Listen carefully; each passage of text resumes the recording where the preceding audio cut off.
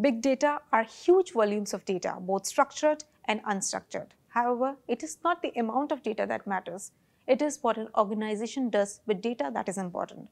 Government agencies can leverage big data insights in inventive ways thanks to technological advancements. To elaborate this further, we have a fireside chat on making sense of the huge amount of data in government. I would like to welcome R Ramanan, Mission Director, Atal Innovation Mission, Additional Secretary, NITI Aayog, Government of India, with Mohammad Ujale, Senior Special Correspondent, ETGovernment.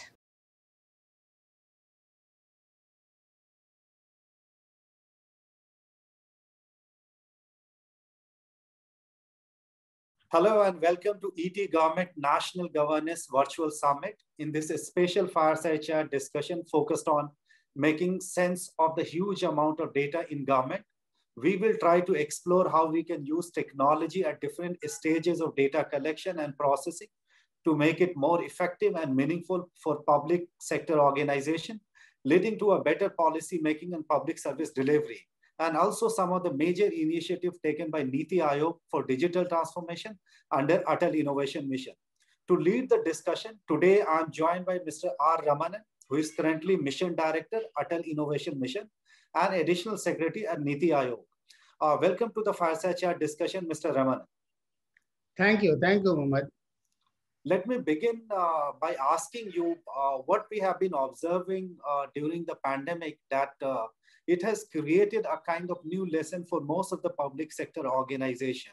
I would like to understand from you what have been the key lessons from pandemic perspective for NITI Aayog, especially under Atal Innovation Mission. You run a lot of programs where the focus is to impart next generation technology, training a kind of sense of next generation technologies such as AI, robotics, 3D to the kids at the young age. How did you ensure these trainings continue to young kids?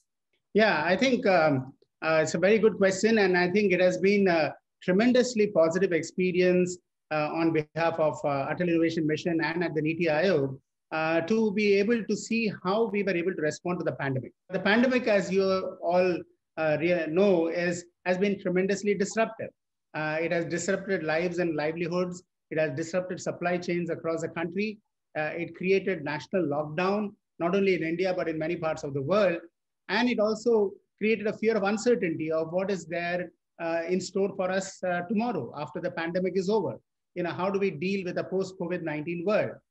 And in all of this, the government of India, I think, responded splendidly to addressing the crisis, as well as taking very forward-looking measures in seeing how we are going to deal in a post-COVID-19 world, and indeed turn this into an advantage rather than as a situation of helplessness. So the Atmanirbhar Bharat clarion call of the Prime Minister was rightly echoed at this time, where he identified the 5 pillars which is going to dominate the growth of the nation and the creation of a self-reliant India. And these were the pillars of the demographic dividend that we needed to harness. We are, after all, a very large country with 1.3 billion people, and we have 1.4 million schools. We have 10,500 engineering-related institutions. We have 39,000 colleges, and we have 150 million young students entering into the workplace. We need to ensure that they continue to be empowered and educated even when the pandemic was going on. The second is the pillar of infrastructure that he has mentioned, that it is very important for us to be able to build this infrastructure in a COVID-19 and a post-COVID-19 world to see that, we are a country with more than 4,000 small towns and cities. We have 650,000 villages. We have more than 715 districts, out of which 115 are aspirational districts. And it is very important for us to carry these aspirational districts forward if we want to create an Atmanirbhar Bharat. And then the pillar of demand that we have, which is the demand of over 1 billion people, and meeting the requirements of all the people who are spread across the country in rural India, remote India, tier 2, tier 3 cities. After all, 70% of our country is in tier 2, tier 3 cities.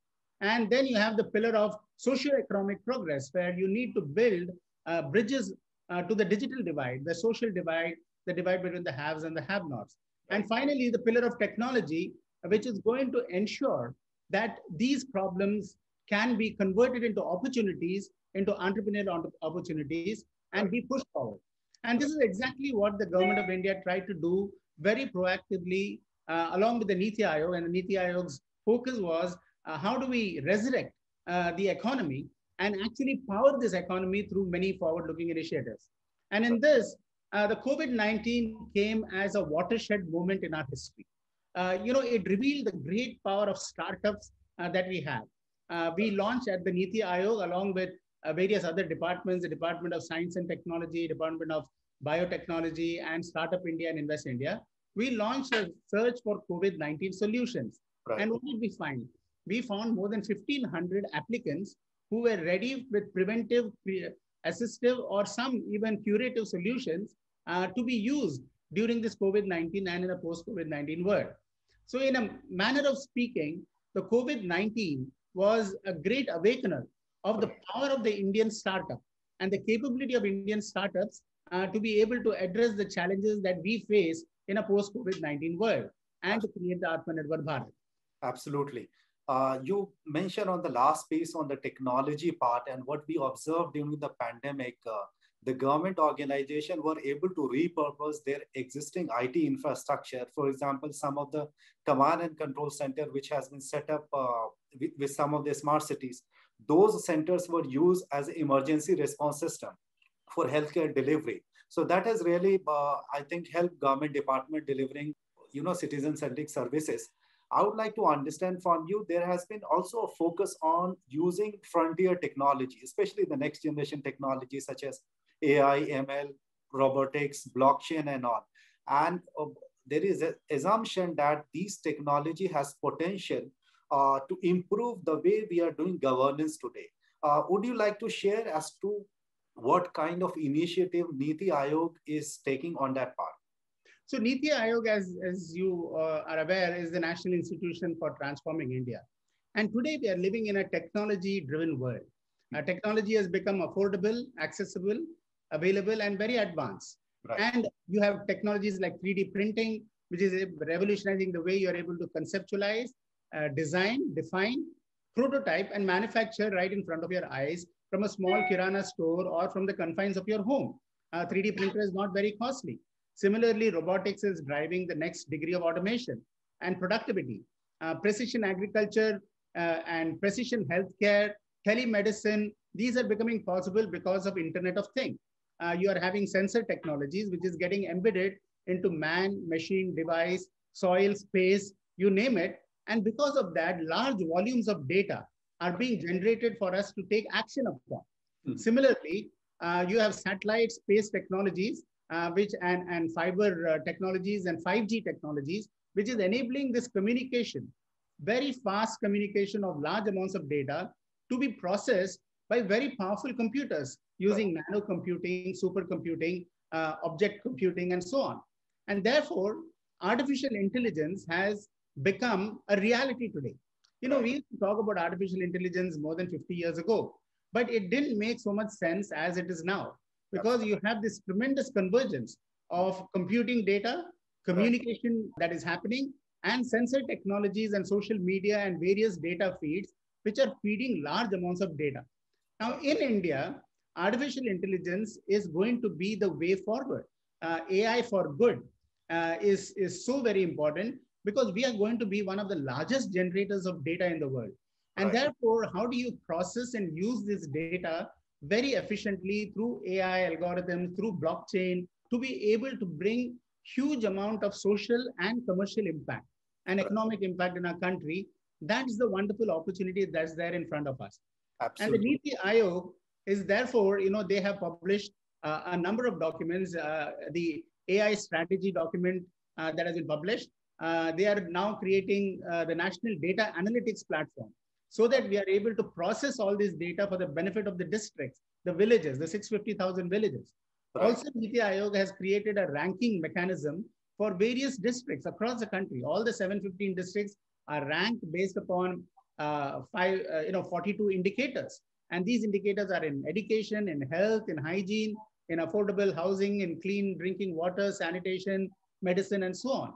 So these parameters are enabling a data-driven approach to solving the problems, rather than, and AI is now aiding this in being able to identify specific interventions that we need to do at district level or at a village level or at a taluka level, so that you are taking very pointed actions which are going to yield outputs and outcomes that are beneficial to the people.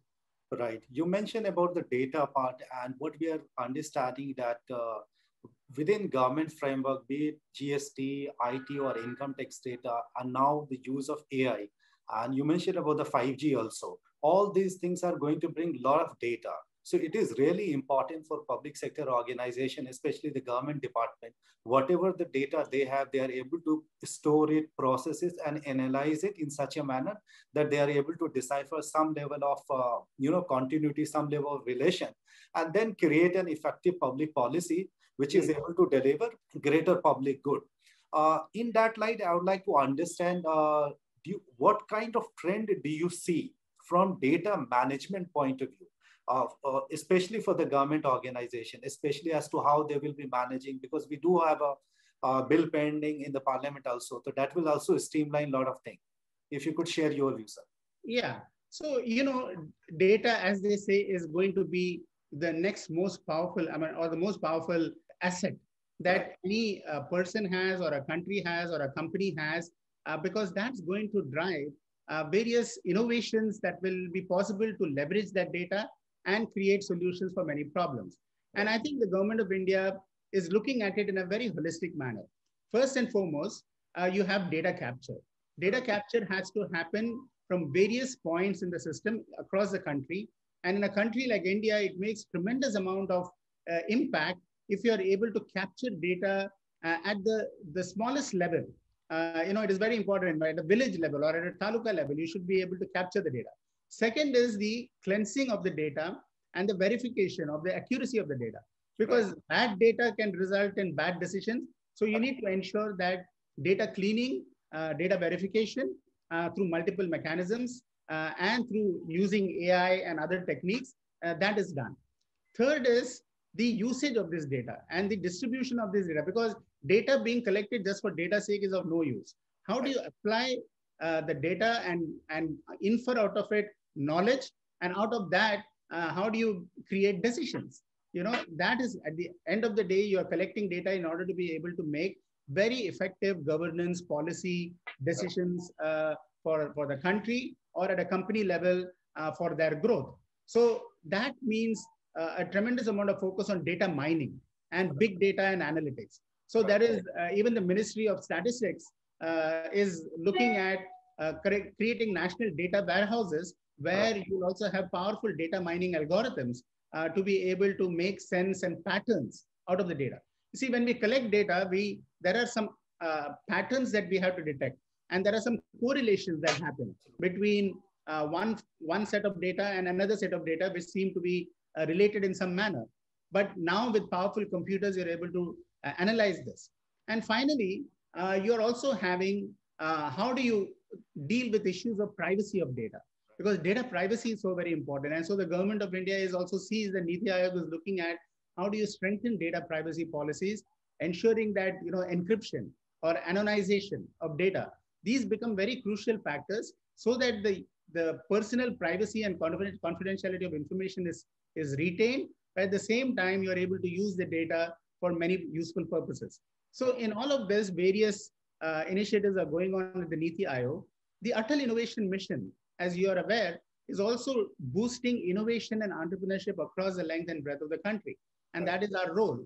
And in this, we are seeing increasingly a large number of startups. We have launched about 68 incubators, out of which 1,900 startups have come up. And we have 575 women-led startups.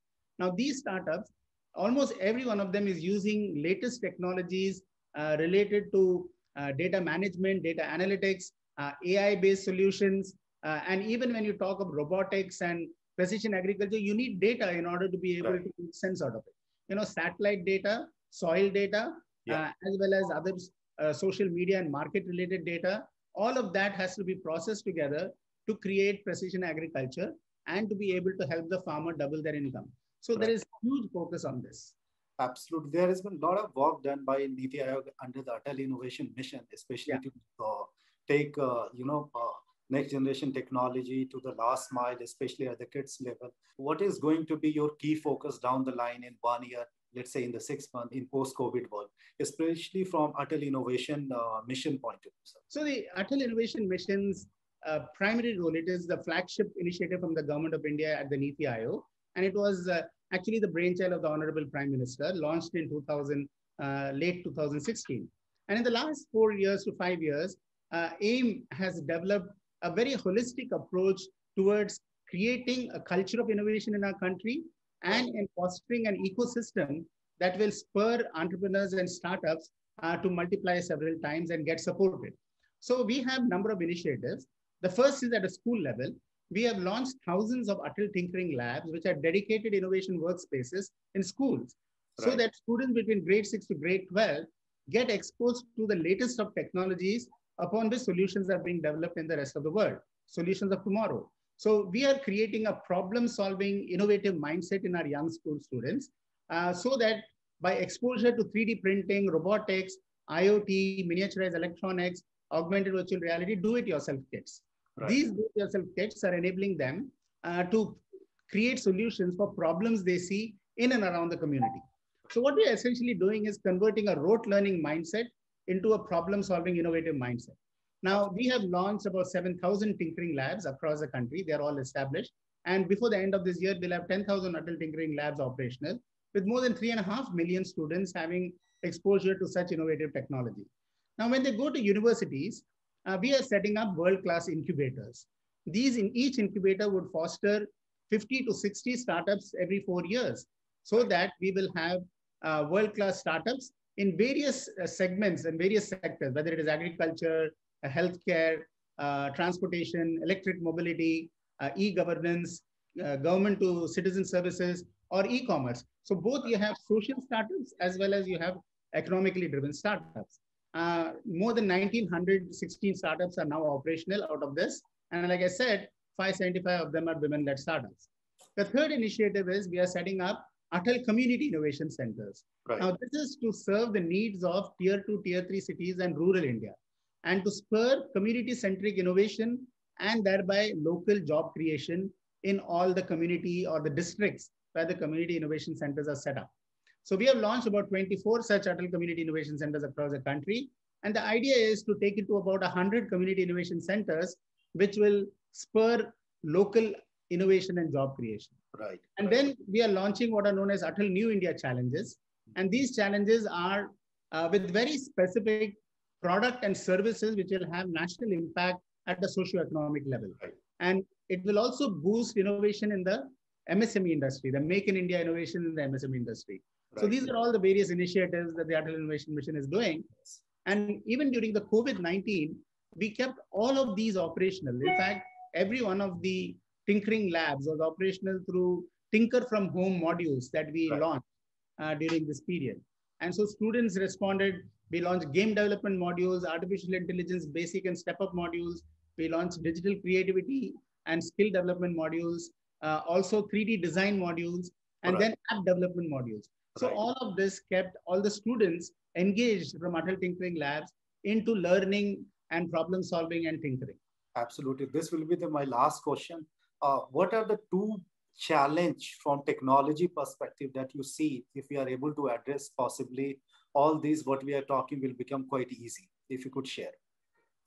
So I would say the two challenges are, number one, you have to ensure that we empower our young students and innovators with the latest of tools and technology knowledge so that they are able to leverage this technology for socio-economic progress.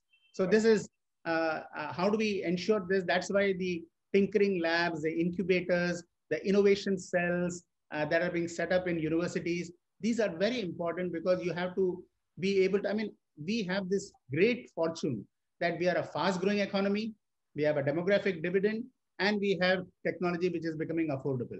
So here is an opportunity for us to take all these three things together and create one of the most innovative nations of the world. The second part is how do we support our startups? Because it's going to be a startup world. You know, we have 55,000 startups in our country today, and we have now about 34 unicorns. with 11 unicorns which grew in the COVID-19 year, which is amazing. But if we want to make a tremendous impact at a national level, then we need to support these startups with multiple stakeholders coming into the picture, which means private sector has to play a very strong role. And academia and government and private sector and the MSME industry and civil society, they all have to come together to be able to fulfill this huge potential that we have. And therefore spurring research in areas that are tomorrow's technologies like AI or IoT or 5G technologies or space and satellite technologies or defense sector. These become very important tools for us and opportunities for us for private and public sector to come together and create solutions. And I think if we address these two challenges, the world is our stage. Absolutely. Mr. Ramanan, thank you so much for your time. I think you rightly said that the different stakeholders within society needs to come to a platform and possibly support these ideas. And technology is becoming very democratic, becoming very affordable, and it will actually help us leapfrog a lot of things. Thank you so much, sir, for your time. Thank you. Thank you. Thank you so much.